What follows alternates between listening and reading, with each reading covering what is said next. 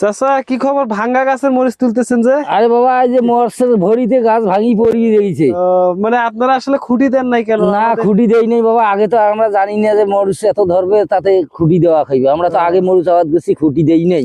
এই update সিডের tornado মরিচ এখন চাষ আপডেট করলে টর্নেডো মরিচ অবশ্যই খুঁটি দিবেন।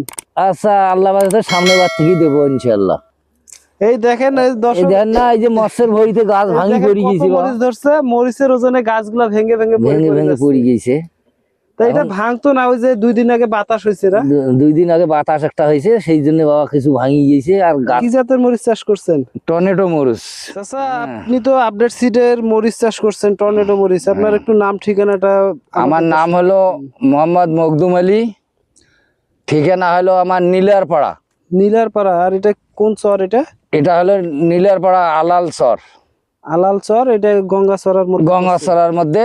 এই যে দর্শক একটু এখানে এই দেখেন মরিচ গাছ, এই যে এখানে গাছ ভাঙি ভাঙি পড়ে দেখছেন? গেছে, এই যে মরিচের ওজন দেখেন। দেখছেন মরিচেতে গাছে মনে একেবারে হয় গাছ মরিচ কি হবে। হয়ে গেছে। এই এখন উঠাইলে মনে হয় এটাতে প্রায় 1 কেজি মতো 1 মরিচ কেজি, হবে। 1 কেজি তাও পার হবে। পুরাতন গাছ, বালু জমির মধ্যে রোপণ করা। হ্যাঁ বাবা, আমার এলে জমি বালু, একদম মানে বালুতে আবাদ চর করি। এলাকার মধ্যে লাগাইছে, নদী বলা চলে নদীর এটা। পার, নদীর বন্যার পার। সময় তো পানি চলে আসে এখানে। হ্যাঁ, বন্যার সময় পানি হয়। এখন এই যে মনে করেন বন্যা নাই, আল্লাহর মধ্যে যে আবার সুবেদ করি, বন্যা আসলে আমার এর থেকে পালা লাগে। তাই টর্নেডো মরিচটা কি চাষ করা যাবে ভবিষ্যতে? হ্যাঁ বাবা, যদি আল্লাহ বাঁচে থেকে আবাদ করবো টমেটো মরিচ।